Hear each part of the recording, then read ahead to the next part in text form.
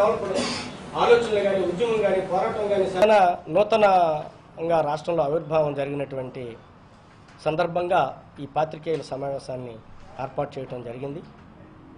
ఈ పూలే అంబేద్కర్ యొక్క ఆశయాలతో గౌరవనీయులు కేంద్ర మంత్రివర్యులు రామ్విలాస్ పాస్వాన్, రామచంద్ర పాస్వాన్లు ఈ దళిత సేన వ్యవస్థాపక ప్రజంత జాతీయ అధ్యక్షులుగా ఉన్నారు.